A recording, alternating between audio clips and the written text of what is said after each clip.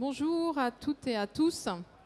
Bienvenue dans cette conférence sur un café durable. C'est la troisième, je crois, de cette édition sur la durabilité.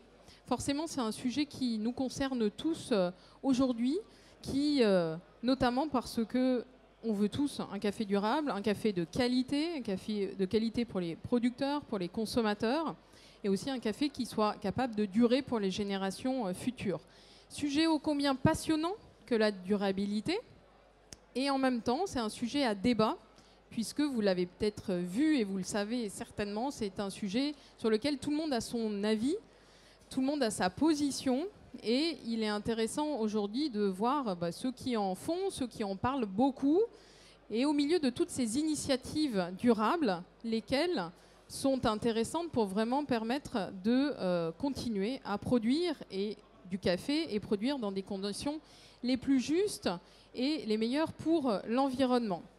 Donc on va décrypter avec nos intervenants et intervenantes cette filière café et on va s'attarder sur le bilan carbone, la neutralité climatique, la question de la traçabilité, mais évidemment, comment parler de durabilité sans parler de social et tout ce qui peut être juste rémunération et accompagnement des producteurs. Donc je vais vous présenter, ou en tout cas je vais laisser plutôt les intervenants et intervenantes se présenter eux-mêmes. Je passe la parole. Eh bien déjà, ah oui. Le micro, alors le tenir bien droit. Normalement, il est allumé. Ça marche là? C'est bon. Alexandre Bélanger, Société Belco. Peut-être en quelques mots, Belco, c'est quoi? Une société... Même si tout le monde connaît peut-être ici déjà, mais ça vaut le coup. Une société qui source, importe et distribue des cafés verts. Donc une activité de sourcing qui se situe principalement en Amérique latine, Amérique centrale, Colombie, Pérou et Afrique de l'Est, où on est assez implanté en Éthiopie, et qui distribue du café exclusivement à des torréfacteurs indépendants qui produisent localement, des artisans, dans une trentaine de pays d'Europe. Merci Alexandre. Willem. Bonjour, tout d'abord merci de m'avoir invité. Je suis Willem Ellis, je viens de la Belgique, donc si vous entendez un petit ou grand accent belge, ben voilà, vous savez d'où ça vient. Je travaille pour la société Climate Neutral Group. On est une société qui aide les associations, les organisations, les entreprises à réduire leur impact carbone. On travaille sur 3 piliers. Tout d'abord, c'est l'empreinte carbone. La connaissance fait en sorte qu'on saura comment réduire. Et c'est du coup, j'arrive au deuxième point. Le deuxième point, c'est le plan de réduction que l'on va établir ensemble avec l'entreprise. La troisième étape, c'est la compensation. On a une grande portefeuille de projets dans lesquels peuvent être faits des investissements, mais il est clair que l'impact se trouve au niveau de la réduction, donc on veut vraiment mettre le focus sur la part de la réduction des émissions de CO2. Merci Willem. Maxime. Bonjour à tous. Merci d'être présent ici pour cette conférence. Je suis ravi d'être présent également. Je suis Maxime Michelot, je suis chef de projet filière agroalimentaire pour la société Crystal Chain. Crystal Chain, c'est une entreprise qui offre aux entreprises des solutions de traçabilité blockchain, donc des moyens de construire, de renforcer la confiance vis-à-vis de leurs partenaires et des consommateurs finaux. Et je laisse la parole à Jocelyne. Donc, Jocelyne Herrette, moi je travaille dans une société qui s'appelle The Right Packaging et comme son nom l'indique, c'est une société qui va donner des conseils pour trouver le bon emballage, qui travaille essentiellement sur 2 types de problématiques. La première, c'est comment choisir le bon emballage sans se tromper, c'est tellement facile. Et la deuxième, c'est sur l'optimisation des emballages de transport, notamment sur des produits qui sont sourcés, qui sont produits très loin et qui nécessitent de longs voyages et comment économiser du CO2 donc pendant ce transport. Merci à tous les 4. J'en profite également pour me présenter. Je suis Estelle Dubreuil, coordinatrice du mouvement Faire un monde équitable. Et donc nous sommes un bout, nous ne sommes pas des professionnels du café, mais on représente un élément essentiel de la chaîne, les consommateurs. Et donc, on est un mouvement de consommateurs qui souhaitent une consommation avec le moins d'impact possible, le plus d'impact positif. Et donc, on accompagne différentes filières à pouvoir changer de pratique pour le plus d'équité et de responsabilité. Pour nous, la dimension équitable est essentielle. On veut un commerce le plus équitable possible. Et notamment, on veut également de vrais actes. Et c'est important quand on parle de durabilité.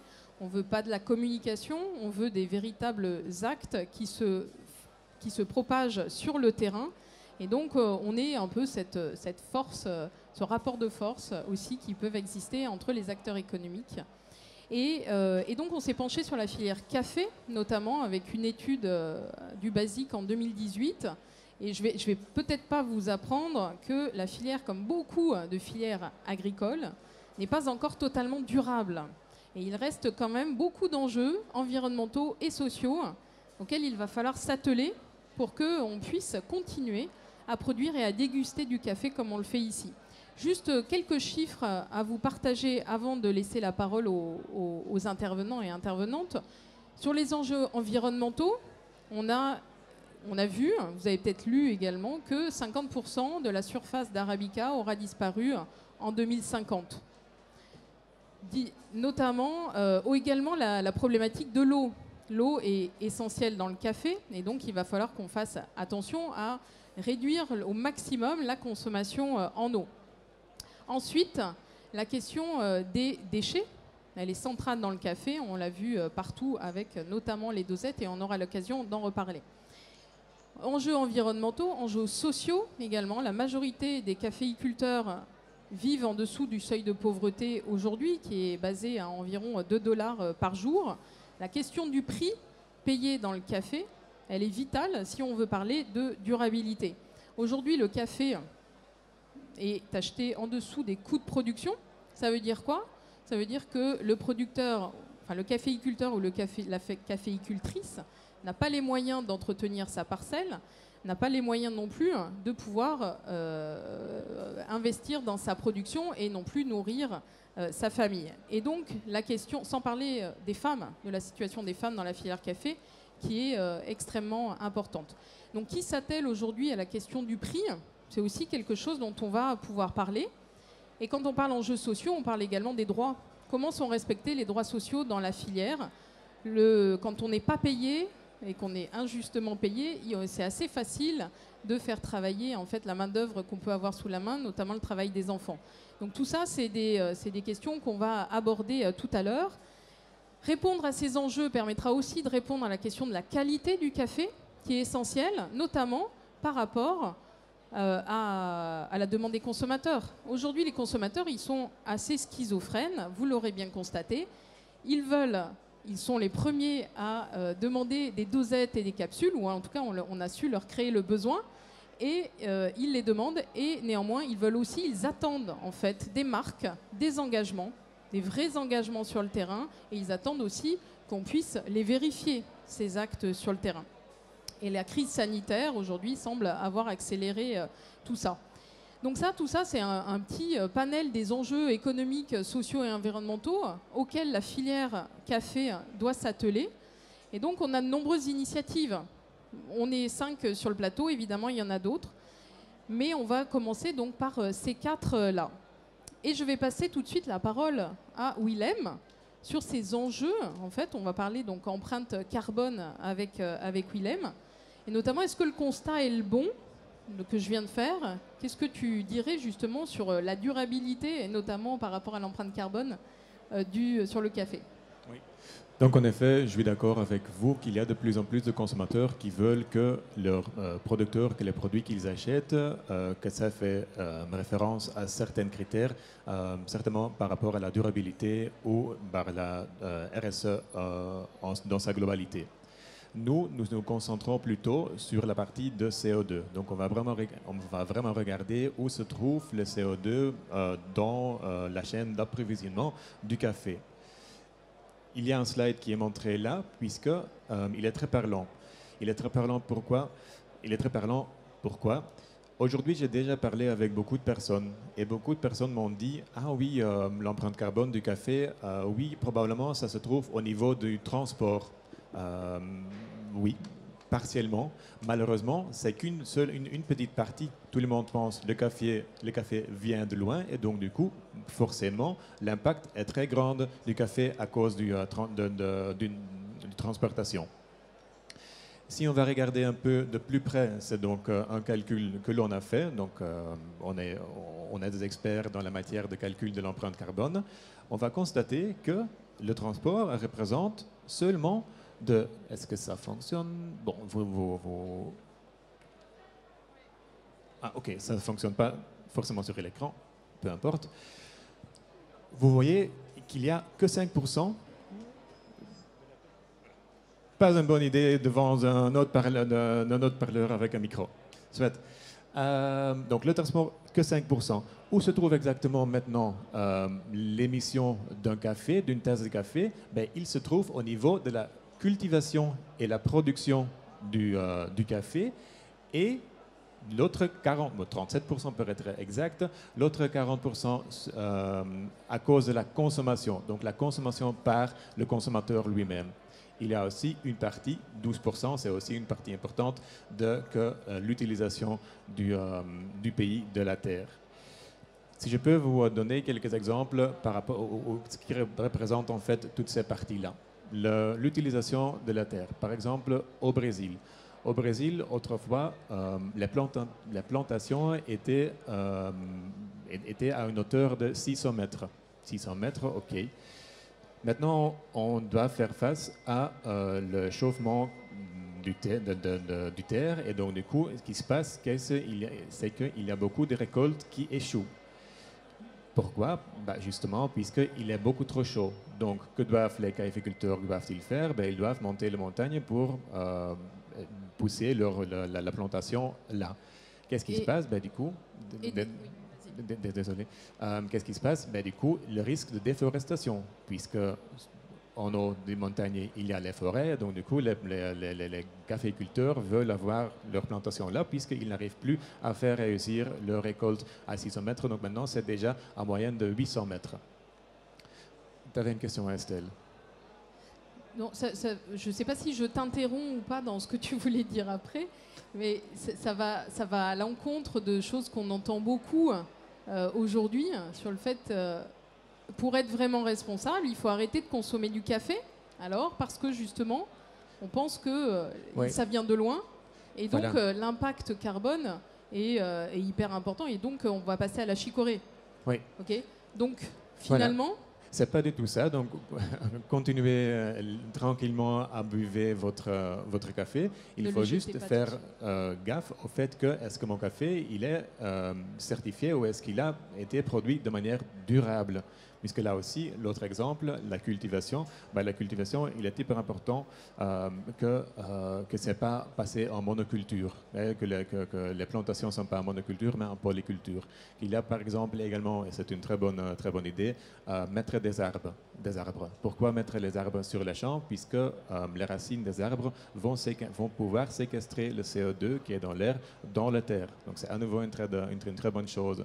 Et là, je pense que pour vous, les torréfacteurs, c'est une chose importante de choisir d'une bonne manière les producteurs avec qui vous travaillez. La production et peut-être un autre exemple, donc roasting, la torréfaction en fait. J'ai parlé avec un torréfacteur qui est ici, l'Arbre à Café, et ils m'ont dit de juste, grâce au fait d'avoir acheté une autre torréfieuse de café, ils ont réussi à réduire de 60% leur consommation d'énergie grâce à l'achat d'une nouvelle machine. Donc c'est étonnant. Donc tout le monde arrive à faire son petit jeu à ce moment où il pense, tout le monde peut prendre ses responsabilités. Finalement, c'est ça. Et finalement, la partie de consommation. Donc la consommation, ça contient quoi en fait? C'est vous, le consommateur final, qui va au magasin, qui va chercher son café, qui va le préparer chez lui, l'électricité qui est utilisée, l'eau qui est utilisée, et en fait, et par la suite, les déchets qui arrivent dans la poubelle. Ça aussi représente une très grande partie. Donc voilà, à nouveau, pour vous de décider comment est-ce que je vais me déplacer au magasin, comment est-ce que je vais préparer mon café. Il y a un tas de choses que vous, en tant que consommateur, vous arriverez à faire. Mais surtout, et je pense que le slide le montre très clair, c'est surtout l'origine, et je pense que, par Alexandre, tu peux en dire beaucoup plus que moi, que c'est vraiment à l'origine que ça se retrouve, l'impact du CO2 et l'impact d'une tasse de café que vous avez. Est-ce que tu aurais des exemples pour réduire, si on veut commencer par là, et c'est peut-être ce que tu disais, c'est le plus important aujourd'hui, on peut compenser, mais il vaut mieux travailler à la réduction et donc au changement de comportement sur les modes de production notamment. Est-ce que tu peux donner des exemples qui peuvent parler Bien sûr. Pourquoi pas si on est torréfacteur? Oui, bien sûr. Donc en effet, à nouveau, c'est une chose la plus importante, c'est la réduction qu'on doit arriver à faire. On peut bien, certes, on peut également par la suite compenser les émissions restantes, mais quand on va calculer des empreintes pour des entreprises, on va tout d'abord regarder où se trouve en fait l'impact, où se trouve la plus grande partie, et on va se focaliser sur cette partie-là. Certes, la transportation, c'est une chose, mais s'il ne représente que 5%, ce n'est pas directement là où on va se focaliser. Pour vous donner, donc pour vous répondre à votre question, quelques exemples, comme je disais tout à l'heure, la cultivation poly au lieu de mono, donc avoir plusieurs différents types de plantations sur le champ. Très important aussi, la reforestation des champs qui sont plus utilisés, hyper importante. S'il y a, par exemple, aussi les traitements pour sécher le café, il y a le traitement au sec et il y a le traitement humide. En faisant ces traitements humides, ça veut dire qu'il y a aussi une partie de l'eau qui est fortement utilisée et ces eaux sont polluées par l'engrais qui est utilisé et donc du coup l'eau va être traitée. Il y a aussi une partie de méthane qui va s'en sortir. Mais si vous continuez de choisir des producteurs qui vont laver leur café avec le traitement humide, du coup, conseillez-lui de réutiliser ce méthane. Ce méthane peut être facilement utilisé comme biogaz pour chauffer ou pour générer de l'électricité. Donc c'est aussi une chose très concrète que vous pourrez faire. Les emballages bio, mais là on a Jocelyne pour vous en parler plus, donc je ne vais pas entrer en détail là, mais également pour tout le monde, en fait, vous en tant que torréfacteur ou même en tant que client, acheter de l'électricité verte. C'est un exemple très concret que vous pourrez directement faire, aller voir votre fournisseur et dire ok, moi je veux de l'électricité verte à partir de maintenant. Et voilà, allez, je peux continuer pendant des heures et des heures en parlant de tout ça, mais je ne suis pas seul sur le podium. Donc juste une dernière question, chez Climate Neutral Group, vous accompagnez, vous proposez des solutions, vous conseillez en fait sur ces solutions. Vous diriez qu'aujourd'hui, la filière café, elle est mûre pour évoluer et faire changer ses pratiques. En même temps, elle n'a pas trop le choix, on va dire. Mais est-ce qu'elle est mûre? Est-ce que tout le monde est-ce que tout le monde a accès à ces solutions-là, du petit jusqu'au plus gros groupe dans le café? Ça fait maintenant 2 jours que je suis en train de parcourir un tout à ce salon-ci et je constate en effet qu'il y a une grande volonté parmi toutes ces personnes qui sont là de vouloir faire quelque chose. Et ce sentiment ne vient pas seulement que les personnes mêmes sont de manière intrinsèque motivées de vouloir faire quelque chose, mais également puisque c'est demandé par le marché, par les consommateurs. Et oui, il est temps, et je vois un t-shirt qui indique « Arrêtons d'attendre, il est temps d'agir ». J'imagine que c'est indiqué de faire. Donc c'est effectivement ça. On doit, chaque partie dans la chaîne d'approvisionnement doit prendre ses responsabilités. Et chacun et chacune a des possibilités à faire ce qui est nécessaire.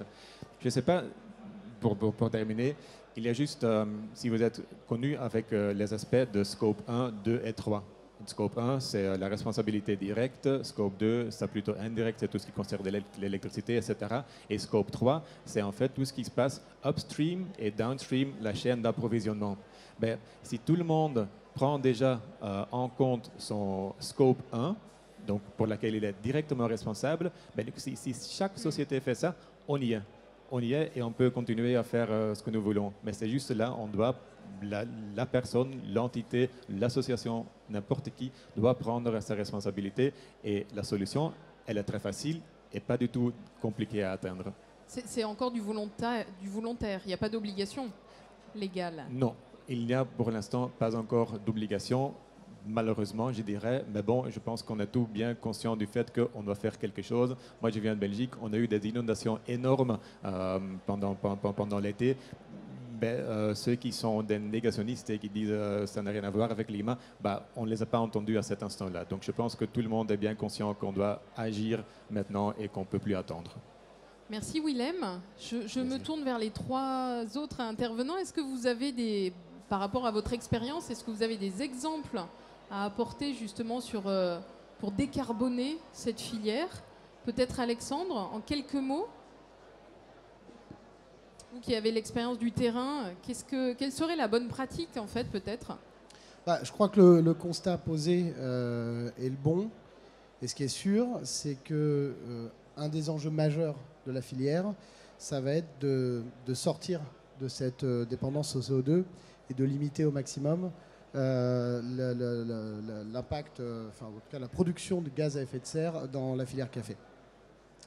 Ça, c'est sûr. Moi, je vais rester sur quelque chose de très pratique, en fait.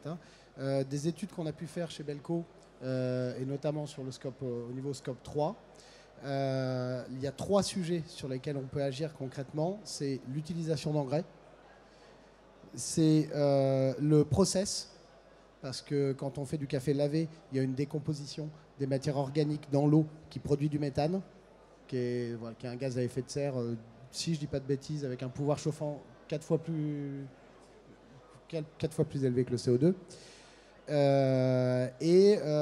Et ensuite, ça arrive en 3e. Alors c'est vrai que là, tu l'évoquais assez peu, mais il y a quand même la notion du transport. Au niveau de Belco, si on part du début, on va dire, de la plantation jusqu'à la livraison d'un café dans une usine de torréfaction, le transport représente 10% des émissions de gaz, et c'est le 3e poste le plus élevé. Donc nous, en tant qu'acteurs engagés pour la décarbonation de la filière, ce sont les 3 sujets sur lesquels on a décidé de travailler. Donc accompagner les producteurs pour limiter au maximum l'utilisation d'engrais et l'impact de ces engrais, parce qu'il faut aussi travailler sur les sols pour que les sols puissent en tout cas capter au maximum les gaz. Les process, et là on touche au savoir-faire. Quand en Guatemala, au Nicaragua, depuis 10, 20 ans, 30 ans, 40 ans, 50 ans, on fait du café d'une certaine façon en utilisant de l'eau, en dépulpant, aller sur une autre méthode, faire du honey, faire du nature, c'est aussi un risque pour le producteur. Donc on a décidé d'agir pour développer de nouveaux savoir-faire avec un impact meilleur, en tout cas, sur la production de gaz à effet de serre. Et puis ensuite le transport, où nous on a décidé de s'investir dans le transport à la voile. C'est effectivement pas le plus gros des postes, mais c'est un poste néanmoins important. Il faut s'y atteler, et pour moi, il n'y a pas de petit sujet. Et le 3e qui arrive sur la liste, il faut le prendre, il faut le régler. Ok, merci Alexandre.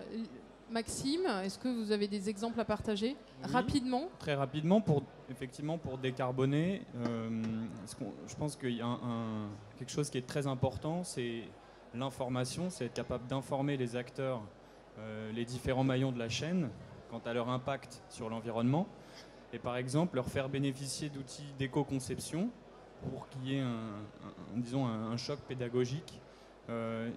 Chez Christachen, par exemple, la donnée de traçabilité que l'on va capter dans la plateforme, on va la restituer aux acteurs d'une filière sous des formats intelligibles, des tableaux de bord, des outils d'éco-conception. Et ainsi, les acteurs vont pouvoir comprendre quel est leur impact très concret avec des données hautement spécifiques Donc des données qui sont captées directement tout au long de la chaîne sur les différents sites et tout au long de la filière, donc tout au long de la filière du café. Et ainsi, ils vont pouvoir se rendre compte et comprendre quel est leur impact. Et derrière, on s'attend à ce que les professionnels et les gens qui produisent le café utilisent ces informations-là pour pouvoir ensuite réduire leur impact, donc décarboner.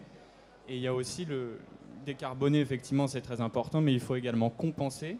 Et la mise en place de contraintes carbone, par exemple, comme un marché des crédits carbone, permet de mettre une contrainte à la pollution. Et derrière,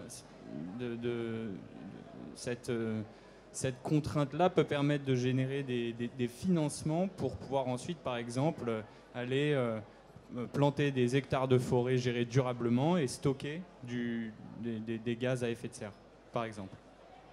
Une grande question que la compensation, c'est vrai qu'on ne l'a pas trop abordée, mais ça mériterait une conférence elle toute seule. Jocelyne. Alors pour la partie packaging, puisque c'est quand même mon domaine d'expertise, vous avez vu là dans les chiffres que Willem a montré que le packaging, ça ne représente pas grand-chose en termes d'émissions de CO2. En revanche, dans l'imaginaire des gens, ou en tout cas dans ce que l'on peut voir, il représente un gros problème émotionnel, on va dire. Parce que finalement, le packaging, c'est un déchet qu'on voit. Je voudrais juste remettre les choses un petit peu en perspective en disant que le déchet sur lequel il faut se battre aujourd'hui, c'est quand même le déchet alimentaire. Aujourd'hui, un tiers des aliments qui sont produits à l'échelle mondiale sont jetés. Un tiers. C'est énorme. Donc le fait d'avoir un bon packaging, un bon emballage qui va permettre de limiter ces déchets, parce qu'on produit, là on va utiliser du CO2, on va créer on va avoir cette empreinte carbone pour quelque chose que l'on va jamais voir à la fin, puisque ce sont des choses qui ne verront jamais le jour, parce qu'ils vont être jetés à un moment donné dans toute la chaîne de production. Donc avoir le bon emballage qui va permettre de réduire ce déchet alimentaire va permettre de réduire finalement aussi des émissions de CO2. Donc ça, c'est un premier point. Le deuxième point, ce sera de choisir le bon emballage. Tous les emballages n'ont pas la même empreinte carbone. Le transport, évidemment, on en a parlé, c'est aussi un moyen, c'est surtout un point sur lequel il faut travailler, notamment quand on approvisionne depuis des grandes distances, bien que sur la partie transport maritime, j'ai envie de dire que le CO2, c'est pas le pire. Ce serait plus les microparticules qui seraient plus embêtantes, on va dire, liées au fuel lourd qui est utilisé dans les bateaux, que les émissions de CO2 par rapport à d'autres moyens de transport. On pourra peut-être en reparler justement sur l'empreinte eau tout à l'heure. Merci à tous les quatre. Je me tourne vers Alexandre. On a vu les modes de production sont très impactants. La manière dont on produit le café aujourd'hui est essentielle. Nous, ici, en France, c'est assez facile de dire ce qu'il faudrait faire, la manière dont il faut produire du café. Néanmoins, quand on se retrouve sur le terrain, c'est pas toujours évident de pouvoir entrer en contact et partager en fait notre vision. Donc, ce qui m'intéresserait de savoir, c'est un peu comment vous faites chez Belco pour accompagner les producteurs dans cette et productrices, ne les oublions pas, dans cette transition. Comment ça se passe? Quelles sont finalement les clés? Et je le redis parce que c'est vrai qu'on n'a pas mis le social dans l'entête de cette conférence-là. Et pourtant, c'est essentiel. On travaille avec des humains dans le café. Et donc forcément, il faut pouvoir dialoguer, échanger et du coup construire peut-être avec eux cette filière durable dont on souhaite. Oui, c'est le levier principal en fait, et on l'a vu tout à l'heure. Juste, je reviens sur la partie CO2, parce qu'il y a un super article dans le dernier Act for Coffee, qui est un magazine qui reprend un petit peu les actions de Belco à l'origine. Et il y a un article sur le CO2 et quelques bonnes idées pour diminuer la consommation, l'impact de CO2 dans la filière.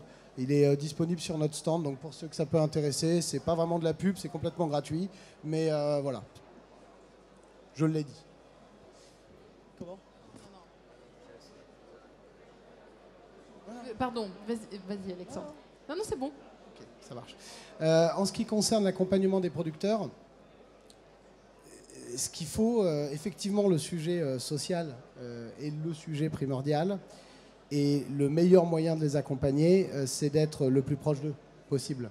C'est pour ça qu'on a choisi, avec Belco, il y a déjà 7 ans, de monter des agences, de monter des équipes au plus proche des producteurs pour travailler avec eux sur les problématiques de demain. Effectivement, changer de mode d'agriculture, développer de nouveaux savoir-faire, ce sont des choses qui font peur. Il peut y avoir des impacts financiers. On est dans des environnements où on n'a pas forcément, je dirais, toutes les... on ne réfléchit pas aussi simplement que chez nous. Un fermier travaille dans un environnement plus fragile. Voilà. Et donc finalement, c'est le travail de nos équipes au quotidien, d'aller voir les fermiers, de développer des formations, de les aider à réfléchir sur les enjeux d'évolution de pratiques agricoles. Et ce sont des choses qui se font petit à petit, en fait. Et ils sont preneurs. Ils sont forcément ouverts à toutes ces propositions qu'on peut avoir pour justement leur permettre d'avoir un juste prix. Sur cette question de la rémunération, je vais mettre les pieds dans le plat, mais pour moi, elle est centrale. Et aujourd'hui, qui est prêt à payer le juste prix dans la filière café? C'est un peu le nerf de la guerre. Qui est prêt à payer le juste prix? Ouais. Je pense que le consommateur est prêt à payer le juste prix si on lui donne les bonnes informations. Et c'est bien le plus important. À nous de lui donner les bonnes. D'accord. Donc c'est-à-dire qu'en fait, aujourd'hui, ce qu'on constate, c'est vrai que le consommateur va acheter son café de plus en plus cher, souvent, et notamment les dosettes ou les capsules, etc., qui sont extrêmement, extrêmement chères. Enfin, en tout cas, plus cher que du café moulu. Et du coup, la question, c'est derrière, est-ce que cette question du prix, en fait, le prix des consommateurs aujourd'hui est totalement décorrélé du prix qui est payé aux producteurs? Du coup, oui. Et chez Belco, vous, comment vous travaillez sur cette rémunération? Déjà, on essaye... Alors, nous, on a une approche de terrain, on a une approche locale. Donc, la rémunération d'un fermier doit être faite par rapport à son contexte de production, par rapport à son coût de production, et pas par rapport à une approche plus globale de la situation. Donc, on essaye, nous, d'être aux côtés du fermier, de discuter avec lui sur ses coûts, ses rendements, et de construire un prix qui sera durable parce qu'on l'aura discuté avec lui, tout simplement.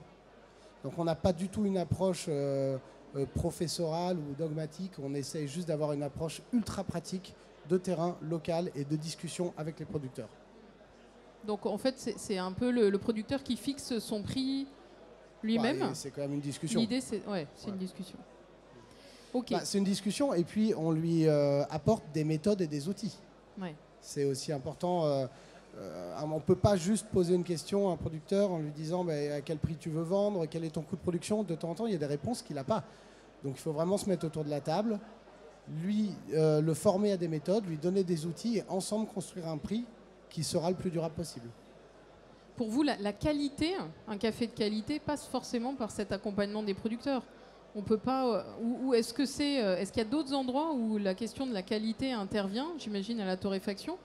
Mais cette question avec les producteurs, de pouvoir les accompagner sur le savoir-faire et la qualité, vous m'aviez dit que c'était essentiel chez vous également. Bien sûr, ça fait partie du travail que nos équipes font sur le terrain.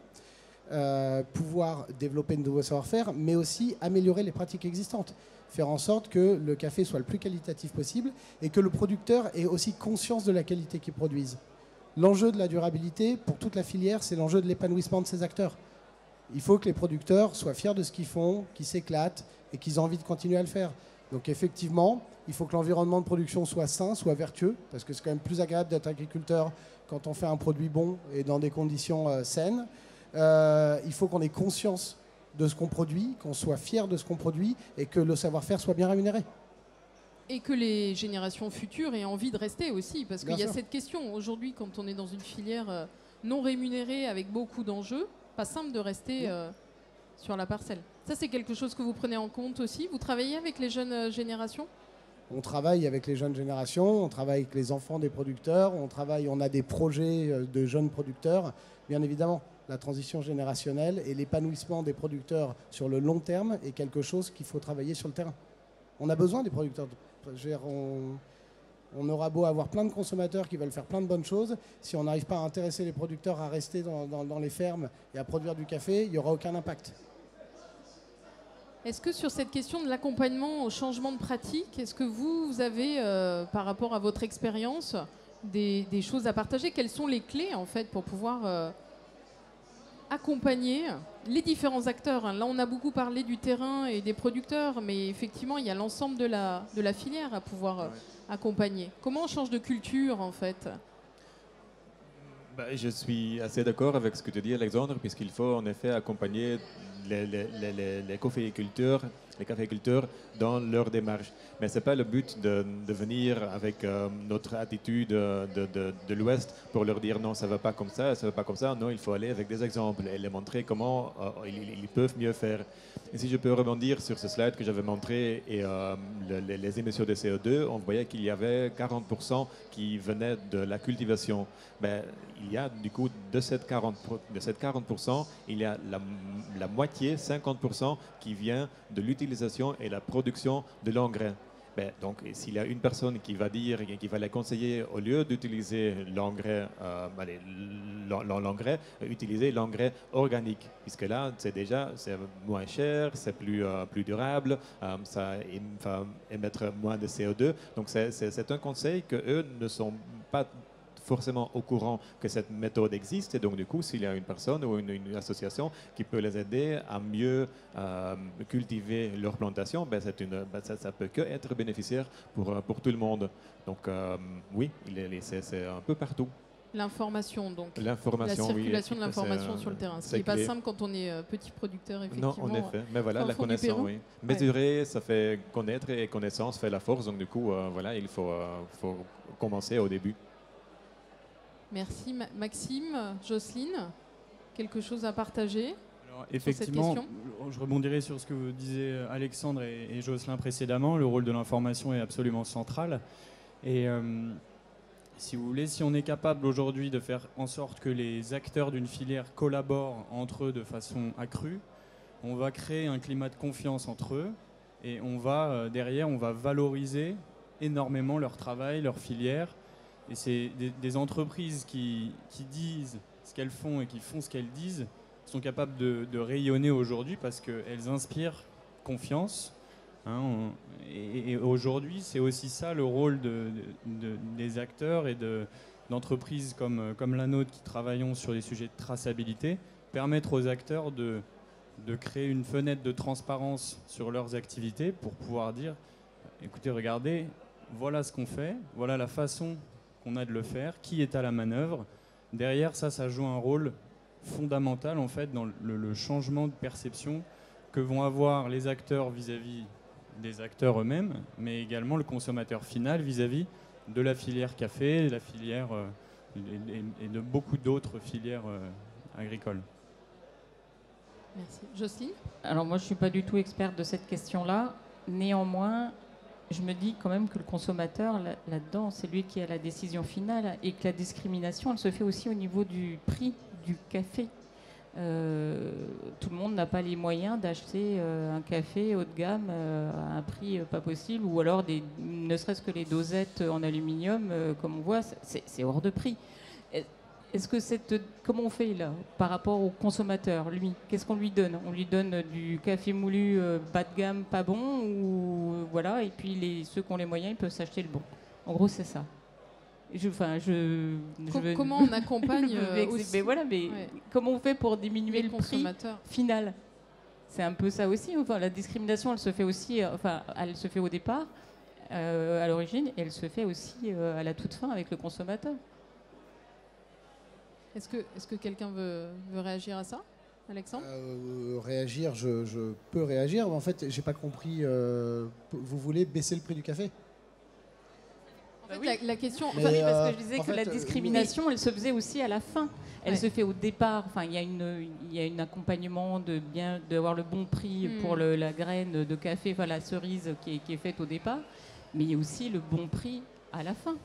En fait, la question, c'est qu'il y a le prix consommateur, et c'est ce que je disais, il est complètement décorrélé du prix de production, parce qu'il y a beaucoup d'intermédiaires aussi qui prennent une partie. Et effectivement, aujourd'hui, ce qu'on constate, c'est que la dosette et la capsule sont ont un prix exorbitant, dans lequel le prix au kilo du café est beaucoup plus important si vous l'achetez en dosette qu'au café moulu. Donc la question, c'est aussi peut-être dans les intermédiaires, comment réduire... Ou alors en changeant les habitudes de consommation, c'est-à-dire qu'on revient au café au grain, qu'on moue soi-même avec son petit café.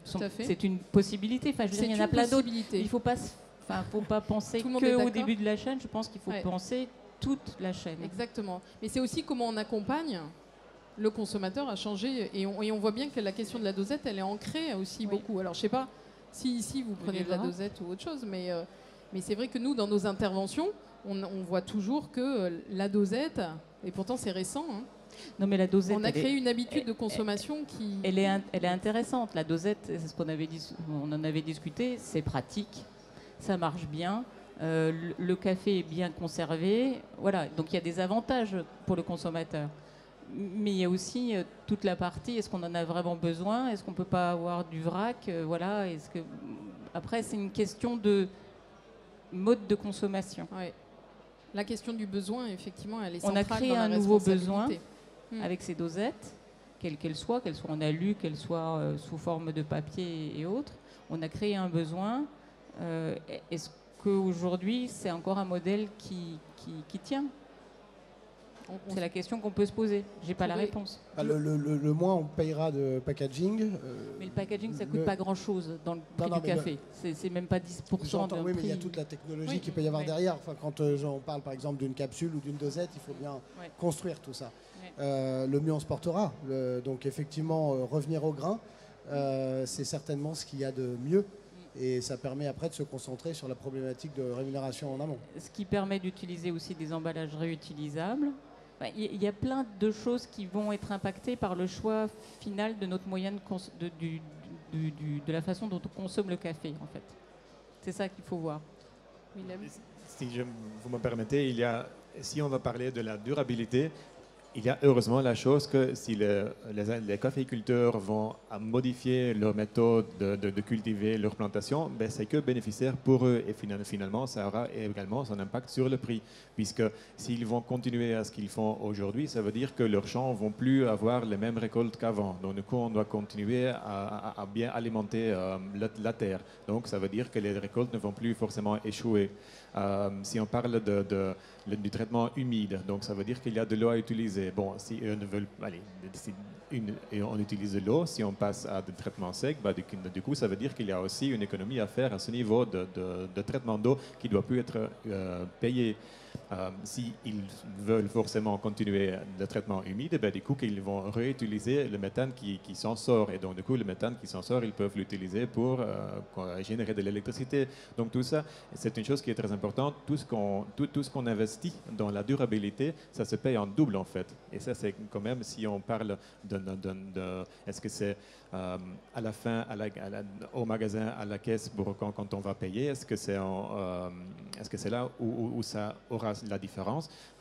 Peut-être que oui, mais je pense que si on va regarder déjà au début de la chaîne d'approvisionnement, du coup, il y a déjà beaucoup de choses il y a beaucoup d'économies à faire et d'économies qui sont également bénéficiantes aux agriculteurs lui-même et finalement probablement aussi pour le consommateur, désolé. Maxime. Si je peux me permettre, le cas de la dosette est assez intéressant parce qu'en fait, la dosette, c'est arrivé il y a une quinzaine d'années dans les linéaires en GMS. Et c'est un nouveau produit qui est arrivé dans un contexte de surconsommation. Et on ne s'est pas rendu compte tout de suite que c'était un luxe de pouvoir avoir ces petites dosettes dans sa cuisine, de pouvoir choisir le goût du café et de pouvoir consommer autant de café qu'on veut, au goût qu'on veut, à l'heure que l'on veut. Ça, c'est quelque chose aussi qu'on n'a pas pris en considération au départ, parce qu'il y a un manque d'information. En tant que consommateur, quand on achète une dosette ou une capsule, on ne sait pas tout le travail qu'il y a derrière pour que ce café arrive en fait dans notre cuisine. Et c'est pour ça aujourd'hui, il faut aller chercher l'information, et c'est là encore le rôle de l'information qui est absolument central, pour prendre conscience que le café, c'est un luxe, c'est une denrée alimentaire qui a énormément de valeur, qui vient de très loin, et on a tendance à effectivement le boire et le consommer comme si c'était très facile, alors qu'il y a... Donc la dosette, oui, ça peut... si on trouve des dosettes, des emballages dosettes durables, c'est peut-être que ça existe. Je ne connais pas bien le sujet, mais ouais. Je pense que si la dosette est accompagnée d'une information, d'une transparence, d'un certain nombre d'informations qui permettent de se rendre compte de tout ça, derrière, ça peut changer les choses. Oui. L'information et transparence, du coup. Ce qui nous amène peut-être, alors c'est peut-être alambiqué, mais à la traçabilité. Comme ça, vous allez garder la main, Maxime. Justement, donc cette question de la traçabilité, alors c'est pas que dans le café, mais elle est centrale, elle est majeure. On a vu qu'il y a eu beaucoup de scandales dans pas mal de filières agroalimentaires. Le café, j'imagine, à sa dose, même si on connaît plus le cacao par rapport à ça. La traçabilité, elle se jouait beaucoup sur la question de l'origine, jusque-là, qui préservait, en fait, peut-être pas de toutes les dérives sociales, mais en tout cas, qui permettait d'avoir une traçabilité jusqu'au consommateur. Vous proposez la blockchain, qui est quelque chose d'assez nouveau. Oui. Et donc, je ne sais pas, vous pouvez peut-être nous expliquer comment ça fonctionne une blockchain dans le café. Et puis... non, je reviendrai avec ma deuxième question. Déjà, commençons par là. La blockchain, c'est une technologie de stockage et de transfert de l'information, comme il en existe beaucoup d'autres. Mais la blockchain a beaucoup de bénéfices techniques, bénéfices métiers. Et c'est une technologie qui fonctionne sans organe central de contrôle, ce qui fait qu'on décentralise la confiance. Donc, si on met une blockchain en place, un système de traçabilité blockchain, parce qu'on a tendance à dire une blockchain, mais ce qu'on fait nous, c'est qu'on a une plateforme de traçabilité qui utilise par ailleurs la technologie blockchain. Et les acteurs, en enregistrant l'information à leur niveau dans une plateforme de traçabilité qui utilise la blockchain, dès lors qu'ils vont enregistrer leurs informations, leurs données à chaque niveau, cette donnée va être gravée dans le marbre. Et c'est là où c'est vraiment différent. C'est-à-dire que c'est un peu comme si on disait aux entreprises, tout ce que vous allez dire, en fait, vous êtes filmé. Vous êtes filmé, vos pairs vont pouvoir constater ce que vous faites, et le consommateur va pouvoir également, lui, constater par lui-même, grâce à une fenêtre de transparence, donc ça peut se matérialiser sous la forme d'un QR code sur un packaging, par exemple, ou autre chose. Il va pouvoir, à l'aide de son smartphone, regarder ce qui se passe derrière la vitrine. Et c'est là que la blockchain change, c'est une technologie de rupture, en fait. Parce que la décentralisation de l'information est quelque chose qui permet, in fine, de construire et de renforcer la confiance, là où c'est beaucoup plus difficile quand l'information est centralisée. Quand on a un acteur qui a la main mise sur une information, avant un audit, avant un contrôle, il a tout le loisir de pouvoir modifier l'information et pouvoir dire, regardez, moi je suis aux normes, je respecte le cahier des charges, etc. Quand bien même, ce n'est pas forcément la réalité. Justement, vous m'aviez donné des exemples d'économie circulaire en Afrique, justement sur un client qui voulait travailler sur l'emballage. Alors, c'était justement sur un mauvais exemple quelque part, parce que c'est un client qui voulait avoir par force des emballages biodégradables, enfin compostables, pour ses produits. Donc ça partait d'un bon sentiment, mais si l'emballage n'est pas, comme je le disais, composté derrière, on a utilisé des ressources pour une mauvaise raison. Et en plus, si on a un emballage compostable, l'idée c'est que ça vienne de ressources renouvelables si possible. Et donc ça veut dire que la ressource, admettons que je fasse cette bouteille, je peux la faire à partir de maïs, si je veux. Donc je peux prendre du maïs et faire une bouteille avec. L'idée c'est que si je la composte, c'est de remettre cette bouteille à la terre, donc d'avoir un compostage dans le sol, donc qui est une technique possible aussi. Donc il y aura une biodégradabilité dans le sol pour que ça vienne ensemencer, on va dire, refertiliser mon sol avec quelque chose qui vient du sol. Donc je redonne à César ce qui appartient à César. En tout cas, je redonne à la terre ce qu'elle m'a donné. Et c'est là que ça fait du sens d'avoir des emballages aussi biodégradables, c'est-à-dire qu'ils vont resservir à refertiliser le sol et diminuer l'utilisation d'engrais, par exemple. Quand on veut commencer, quand on veut changer son emballage, il faut tester soi-même. Est-ce que par exemple, si je suis un torréfacteur, on me dit ça c'est biodégradable, il vaut mieux que je le teste moi-même? Ben, biodégradable, alors en France, on n'a plus le droit à cette appellation-là. On n'a plus le droit de le dire, c'est interdit.